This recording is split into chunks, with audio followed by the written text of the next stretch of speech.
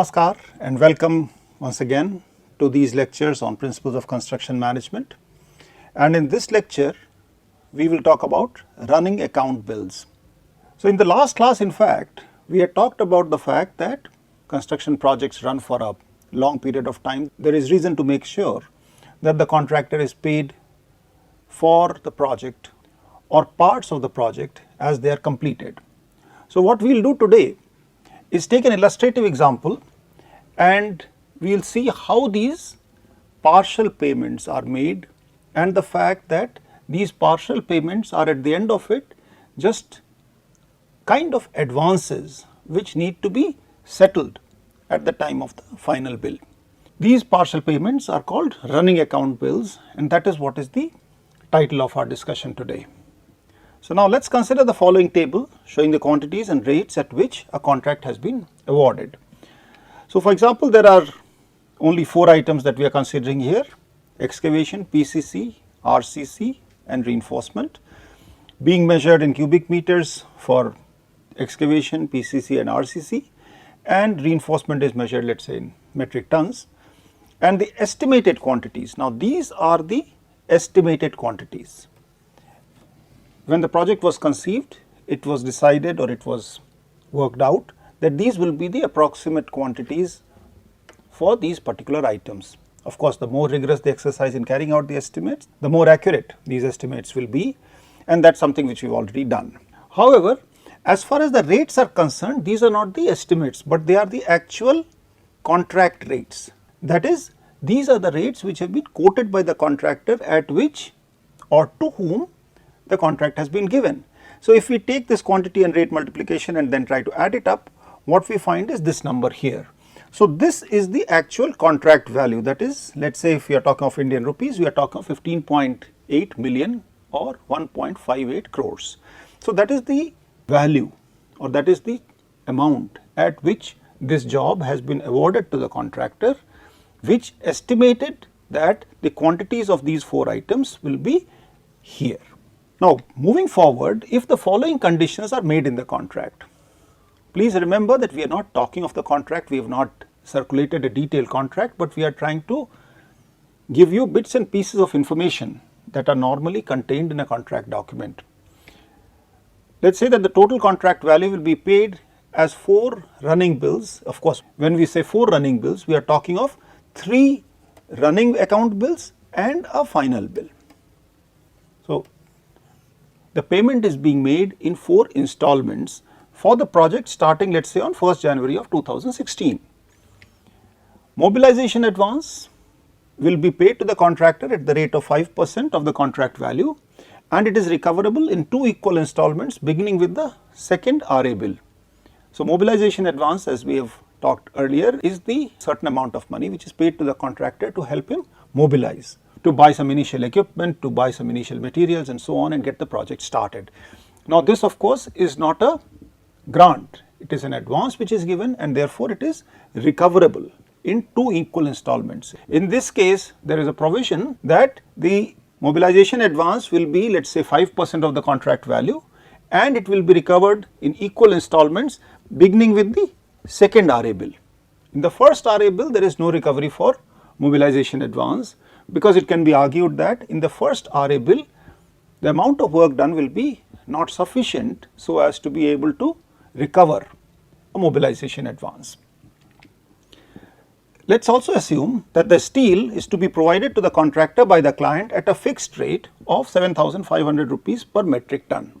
So this we have talked about, saying that critical items such as steel or sometimes even cement, they are supplied to the contractor by the client to ensure quality, that's one part of it, and also protect the contractor against fluctuations in the cost of these critical items. So in this particular case, let us assume that the steel is being provided to the contractor by the client at a fixed rate of 7,500 per metric ton. I would emphasize once again that all these conditions have to be very clearly laid out in the contract document. So when the contractor is bidding for a particular item, the contractor really knows what are the conditions. So for example, in this case, the steel is to be made available to him. He should know that the steel will be available to him at 7,500 and he does not have to bother about any fluctuations in the market price of steel. Payment of reinforcement work is to be made considering the reinforcement work provided in the drawings.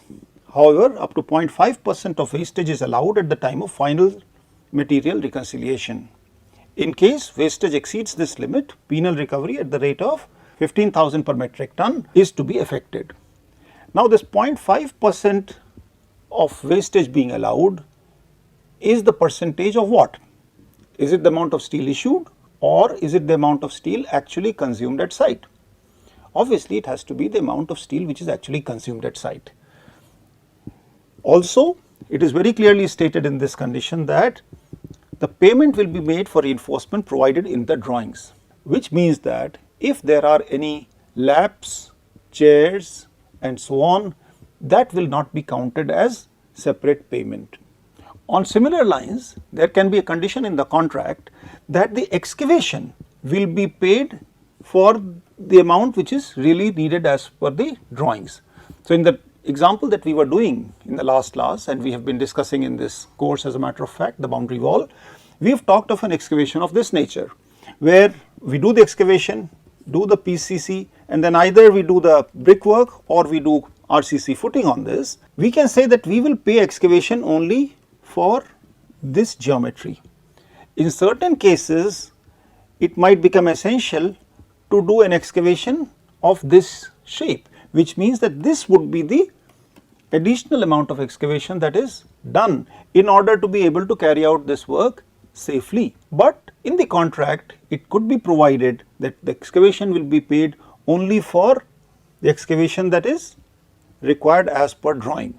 Unless this slope is given in the drawing and there is a provision in the contract to pay for this excavation shall not be paid or shall not be payable. These are the kind of fine points that one must remember. One must read the document very carefully in order that you are able to execute a document. Continuing with the conditions in the contract, performance guarantee is to be retained at the rate of 10% and will be paid only after 2 years of completion of work. So, there is a provision for a 10% recovery or a 10% retention of money to be paid after 2 years of completion of the work. So, this brings me to a very interesting point. For a construction project, what should be the defect liability period?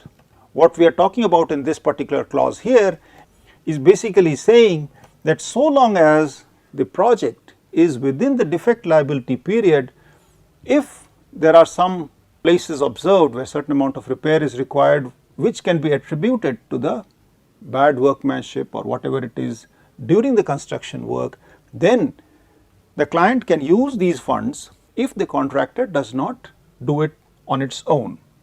Now, what should be the defect liability period for a construction contract?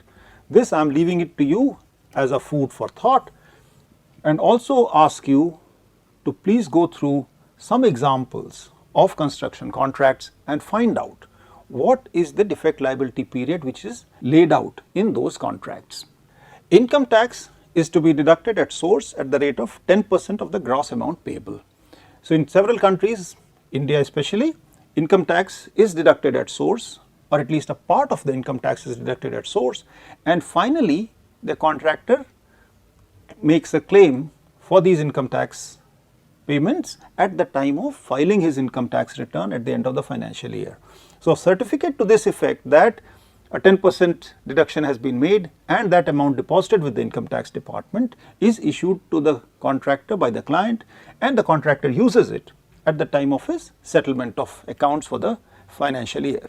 We also give you the condition that 5, 20, 15 and 5 metric tons of reinforcing steel has been issued to the contractor on 4th February 2016, 4th March 2016, 1st June 2016 and 1st September of 2016 respectively. So, what we are giving in this information is that a total of 20 and 20, 40 and 5, 45. So, basically the information being given to you is 45 metric tons of steel is issued to the contractor at these dates.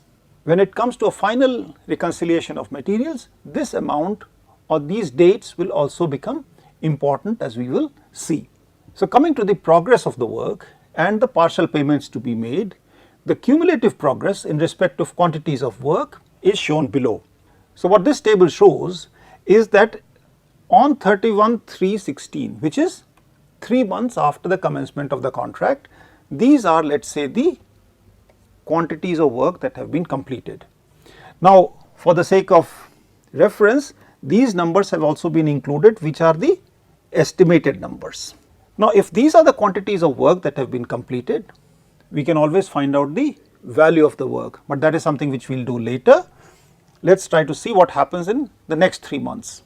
At the end of June, that is 30th June of 2016, let us say, the cumulative work. So, please remember that we are talking of cumulative work. We are not talking of differential work. We are not talking of the work done between 31st March and 30th June. When we say 4,500, we basically say that 3,000 had been done earlier and 4,500 has been done now. So, if we really want to get involved with the differential amount of work which has been done, then we can obviously subtract these items and get the numbers. Moving on, this is the amount of work that has been done at the end of September, and this is the amount of work that is done at the end of December, and that is the closing of the project. So, at this point we are saying that the project is completed. So, if we compare these numbers, what should these be compared with? They should be compared with the original estimates to find out how accurate our estimates were. So, this is something which we will discuss in the subsequent slides as well, but just keep it at the back of your mind. Now, how do we prepare the running account bills, which is the partial payment to be made to the contractor on 31st March or 30th June or whatever it is. So, as far as the RA bill number 1, that is the bill that is to be paid at the end of March is concerned, we first calculate the gross amount payable. Now, what is the gross amount payable? These were the quantities, and I am leaving it to you to verify that these are the quantities which were there in the table. These are the rates at which we have agreed to pay, and these become the amounts for each of these quantities. So, we come up with this number here, which is the gross payable amount, which is 5.6075 million Indian rupees, or 56,07,500 rupees. Now, let us look at the detail of this RA bill. Work done is this much. This is the number which we arrived at last time. This is the gross payable, that is fine. So, this is the gross amount of money which is payable. What should be the recoveries? What are the kind of deductions that have to be made? First of all, let us talk of income tax, which is, as per our conditions, 10% of the gross amount payable, which is this value here. Mobilization advance is not being recovered in the first RA bill, and therefore, we have a 0 here. Is steel, only 7,500 is being recovered, because we are paying and recovering only for 1 metric ton of steel, though 25 has been issued till date. So, if you go back to the information given to you, you will realize that as on 31/3/2016, 25 metric tons of steel has been issued to the contractor, because he is doing some bar bending, keeping some reinforcement ready and so on, which is not yet completed. So, what we are paying the contractor is 1 ton of reinforcement work, and therefore, we are recovering only for that amount of work. That is how we are recovering for 1 ton, that is 7,500, and we are talking of a performance guarantee, which is 10% of the work, which in this case is the same as the income tax. There are no additional recoveries, and therefore, there is a total recovery of this much, which is the sum of these numbers here. What does this tell us? That the net payable at this stage is this amount minus this amount, which turns out to be this. Have we made any previous payments to the contractor?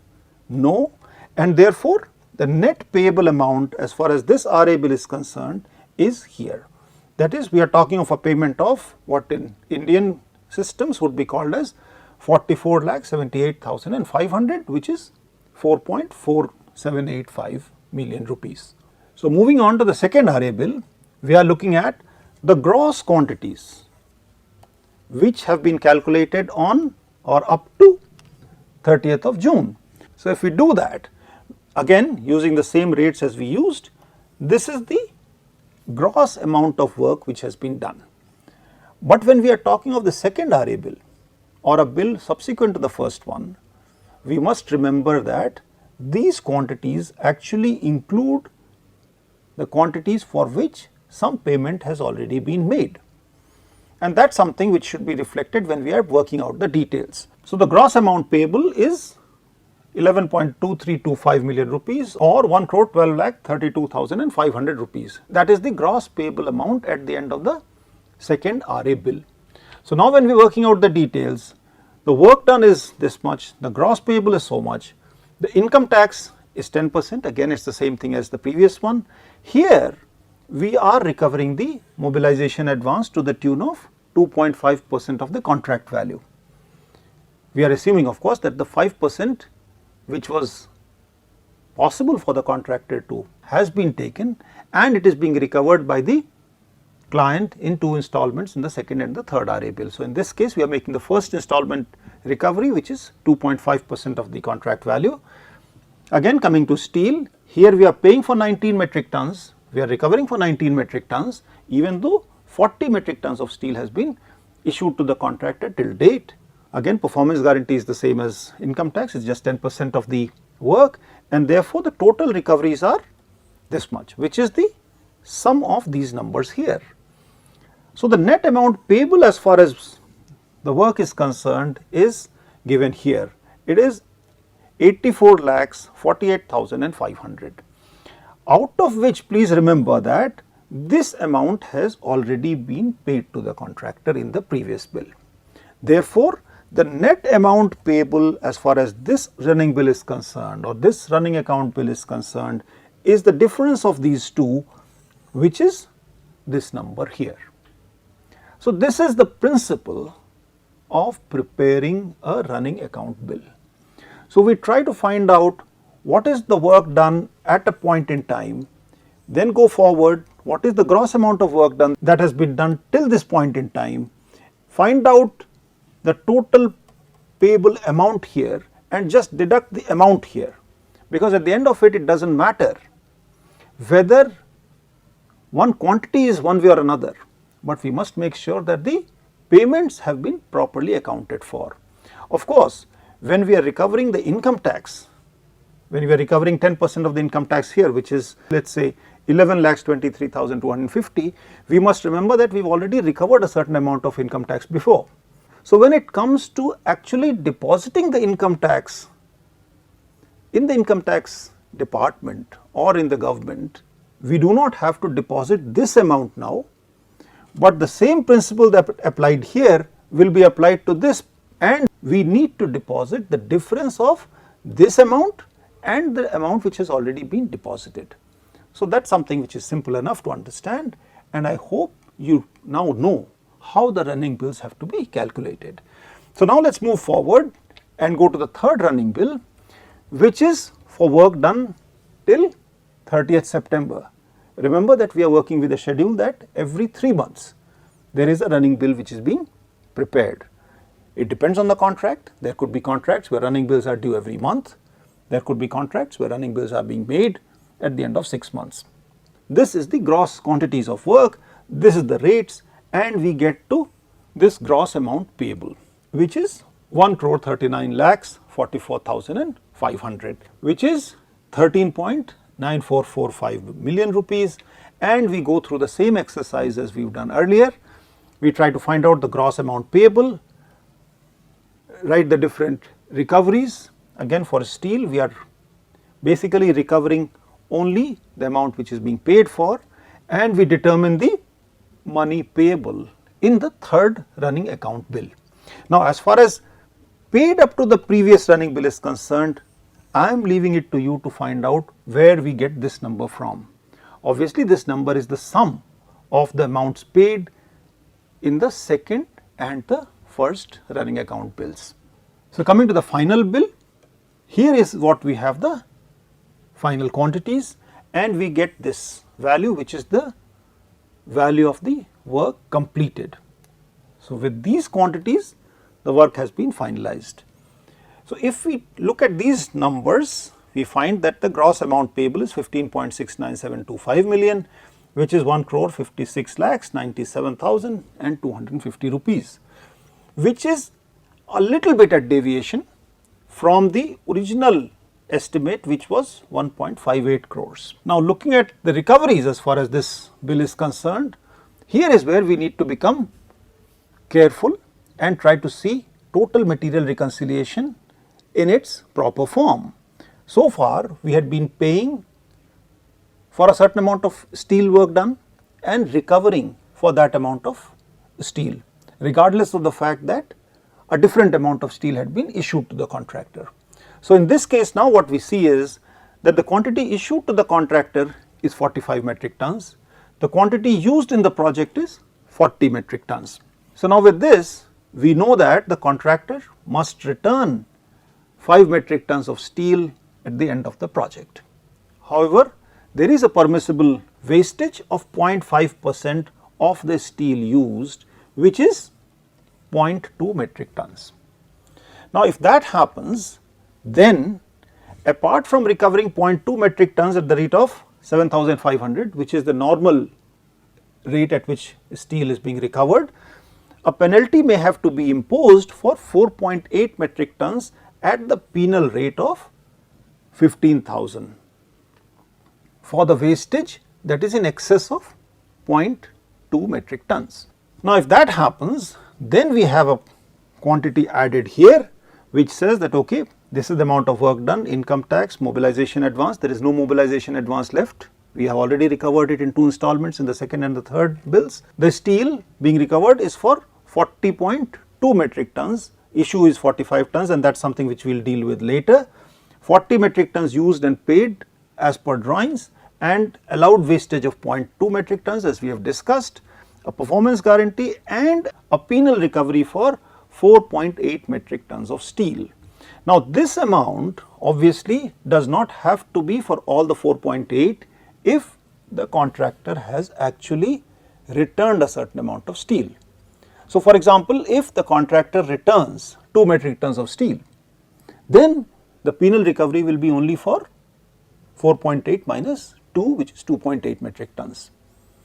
One thing I would like to caution you is the fact that when the steel is being returned, it cannot be just bits and pieces of steel bars, and therefore, even though we did not write it in this example here, there will be a provision that whatever steel is being returned to the client and the contractor wants to claim it as a proper return, then it should have a certain minimum length and it should be in good condition so that it can be used for some other work at a later date.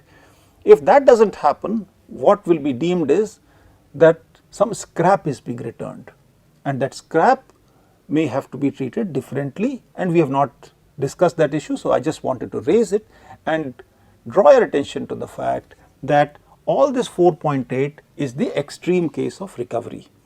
In certain cases, there may be a certain amount of return and there may be a certain amount of scrap which is returned and so on, which will have to be dealt with in an appropriate manner. So, as far as the extreme case is concerned, if we are recovering all the 4.8 metric tons of steel at the penal rate of 15,000, then we are recovering 72,000 for penal recovery of steel, and we have this as the amount which is net payable to the contractor at the final settlement.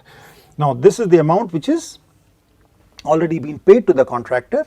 This was the net amount which is payable and so on. So, when we make a final settlement for this project by paying 17,01,200 rupees to the contractor, please remember that this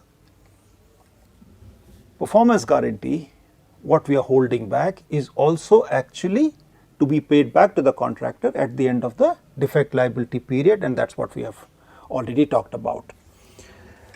So, with this, let us now try to understand or look at some of the other issues that arise when we have gone through this example. Comparison of estimated and actual quantities. So, this table here lists the estimated quantities for the 4 items: excavation PCC, RCC and the reinforcement work, in cubic meters, cubic meters, cubic meters and metric ton, and these are the actual items for which the payment has been made. We find that they are obviously not exactly the same. It is very difficult to ensure that in an item rate contract where we are talking about quantities being actually measured at site, the actual quantities to be exactly the same as estimated quantities. So, I am leaving it to you to complete this table and find out what is the percentage deviations from the estimates. Obviously, what will happen is that here we are having a deviation in the plus side, that is the actual quantity is a little more than the estimated quantity, and the same is the case here. In the case of reinforced concrete, we are a little minus. The difference has arisen to a large extent as far as reinforcement work is concerned. With an estimated quantity of 50 tons, the actual quantity is only 40 tons, and that is something which could be a matter that the engineers at the client side have to figure out or have to find out what went wrong as to why that estimate was so high. The reason for that would be that if an estimate of 50 tons is made, the client would have made arrangements to procure all the 50 tons, especially in a contract like this where the steel is to be supplied to the contractor by the client, whereas the actual quantity of steel used is 40 tons. Now, what happens is that the client is possibly stuck with the excess supply of steel which has been procured and not used. So, that is something which can be taken an objection to. So, that is what is the reason why we must be very careful when we estimate our quantities. Of course, there is an obvious way of addressing this and see how the project is progressing. So, there is an estimate for 50 tons.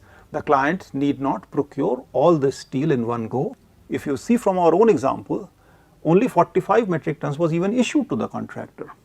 So, if we have not bought all the 50 tons as a client, then we are not doing too badly, except that issues relating to the difference between these two quantities will still need to be resolved. So, now continuing with our discussion as far as preparation of running bills and so on is concerned, let me also introduce to you the concept of front loading. Now, what is front loading? Let us consider the rates of another contractor B as given below. So, this was our estimated quantities, and that is what we have been talking about. This is the guy to whom we gave the contract at these rates.